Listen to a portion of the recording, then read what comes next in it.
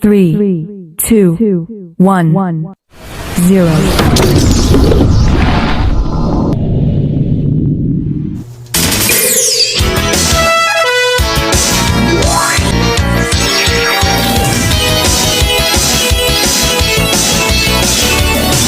Hello kids! Welcome to Science 4, where learning becomes easy once we explore. This is your science teacher, Teacher Russell. Now let me check first if you're all ready for today's lesson. Do you have with you your pen, notebook, and module? If all are set and ready, let's start! Science 4, Quarter 2, Module 5. Where do I begin? What I need to know.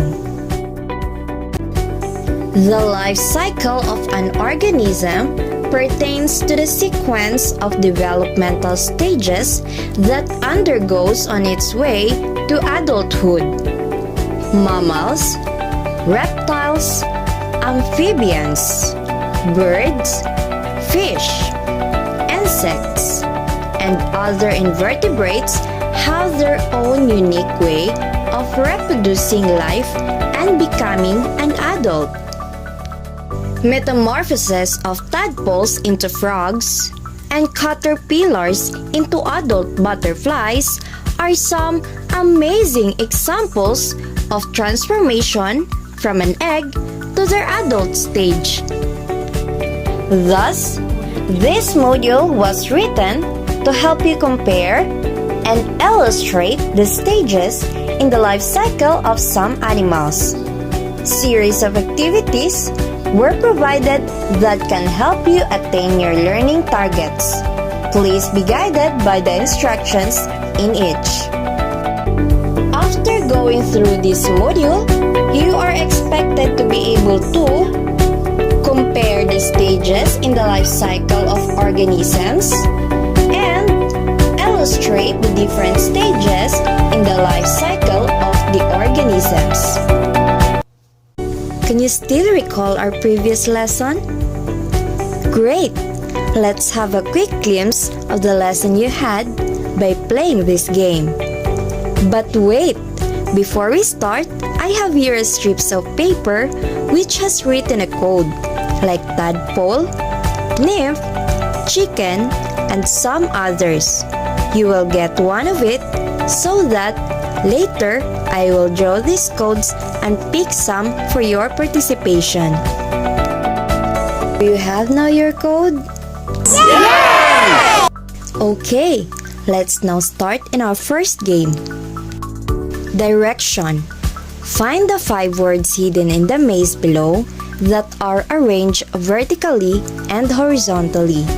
Use the given clues to get the correct words.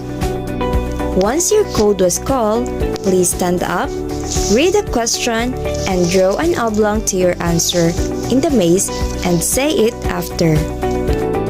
Question number 1, we have larvae. Number 2, metamorphosis.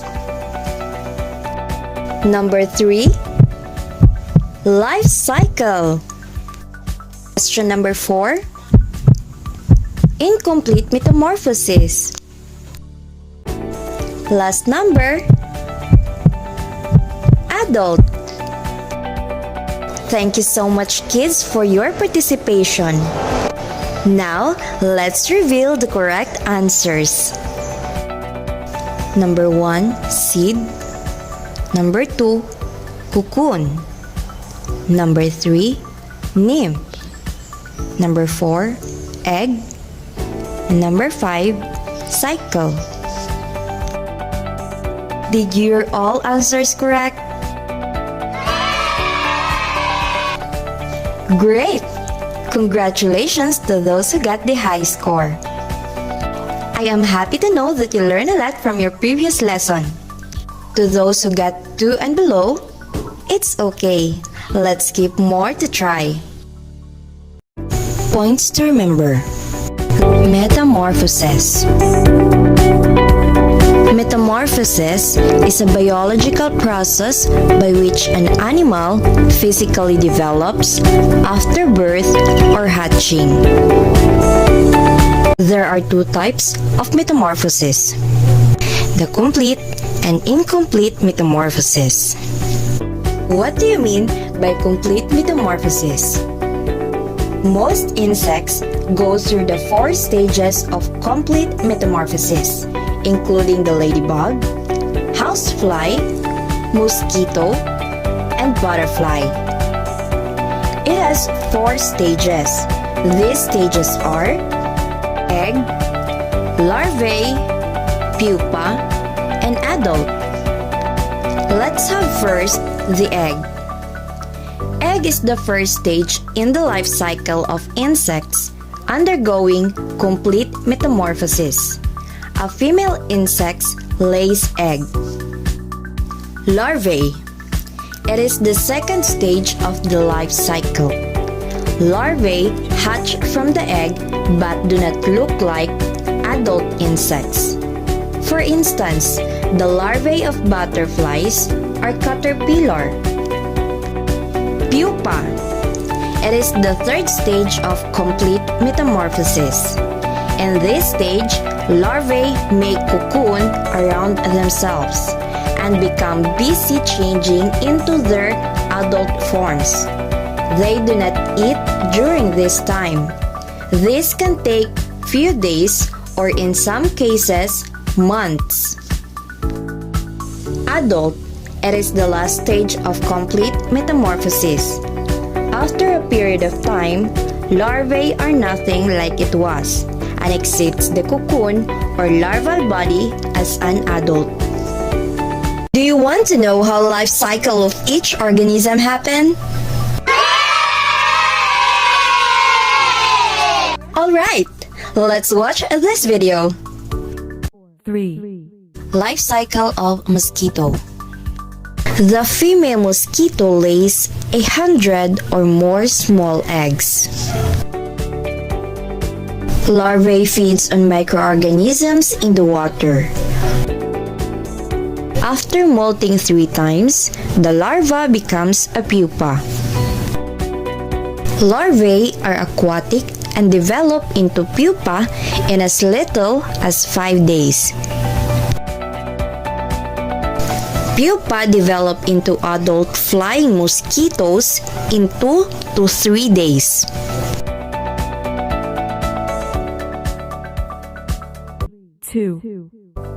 Life cycle of butterfly. Eggs are laid on plants by the adult female butterfly. These plants will then become the food of the hatching caterpillars. The next stage is the larva. The job of the caterpillar is to eat and eat and eat. Food eaten at this time is stored and used later as an adult. When the caterpillar is full grown and stops eating, it becomes a pupa. This stage can last from a few weeks, a month, or even longer. It may look like nothing is going on, but big changes are happening inside. The adult stage is what most people think of when they think of butterflies. It has long legs, long antennae, and compound eyes. 1, Life cycle of fly. Female housefly can lay anywhere from 75 to 150 eggs in a batch. Eggs take 8 to 20 hours to hatch. During this part, larvae are also referred as maggots. The larval stage is followed by the pupal stage. It is during this stage that the white characterless maggot begins to take the form of an adult fly. The pupal stage lasts for 4 to 6 days in warm temperatures. Next is the life cycle of insects with incomplete metamorphosis. Some of the insects go through stages of gradual metamorphosis, including the mayfly, cicada, grasshopper, aphid, louse, and cockroach. These include egg, nymph, and adult. Same with complete metamorphosis. Egg is the first stage of incomplete metamorphosis. A female insect lays egg. Sometimes the eggs are grouped and protected by a covering or case. Nymph. The egg hatch into nymphs. Nymphs look like small adults, but usually don't have wings. They eat, grow, and change. As this occurs, they gradually begin to look more and more like adult. Adult. Once the nymph has grown to an adult size, they stop molting.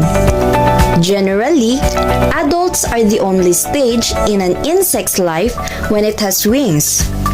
Adults' primary interest is mating.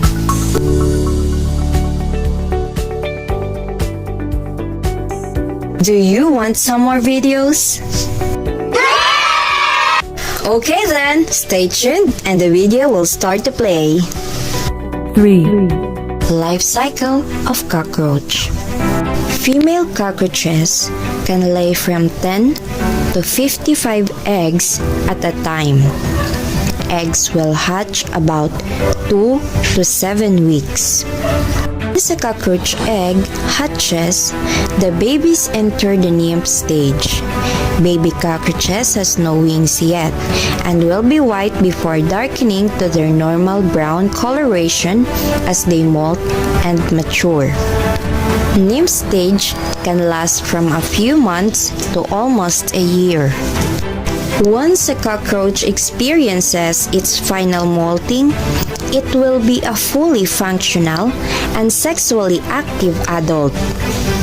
It has 3 pairs of legs, 2 pairs of wings, and a long pair of antennae on the front of their head. 2, Life cycle of louse. Nits are head-lice eggs. Nits are laid by the adult female and are cemented at the base of the hair shaft nearest the scalp. The egg hatches to release a nymph. The nit shell then becomes a more visible dull yellow and remains attached to the hair shaft. The nymph looks like an adult head louse. Nymphs mature after 3 molts and become adults about 7 days after hatching. 1, Life cycle of a grasshopper.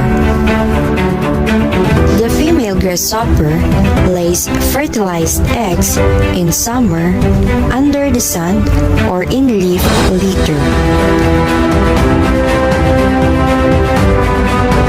The nymph that hatches from the egg is the second stage of the life cycle of grasshopper.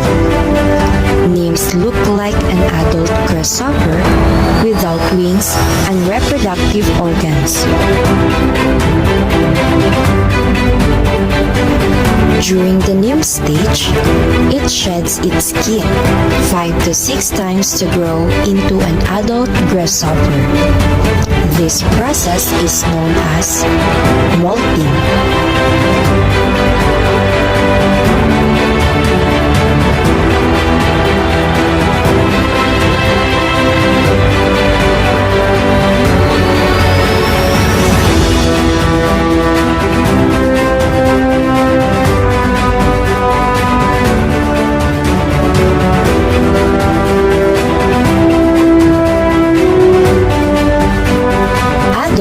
Is the third and final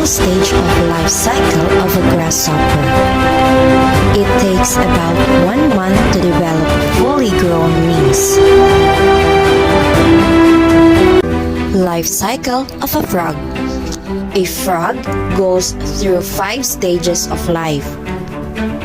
A mother frog lays a cluster of eggs covered with a jelly-like substance called egg mass in water. The male frog drops sperm on the eggs and will be fertilized. During the life cycle, the embryo transforms into a tadpole. The tadpole has gills to breathe, a mouth to eat, and a tail to swim like a fish.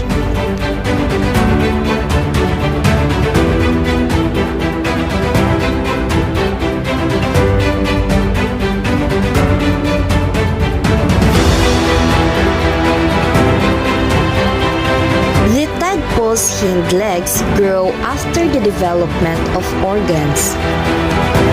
In this stage, the tadpole with legs metamorphoses into a young frog and has a small tail stuck in the body. The young frog develops lungs, forelimbs, hind limbs, and transforms into an adult frog.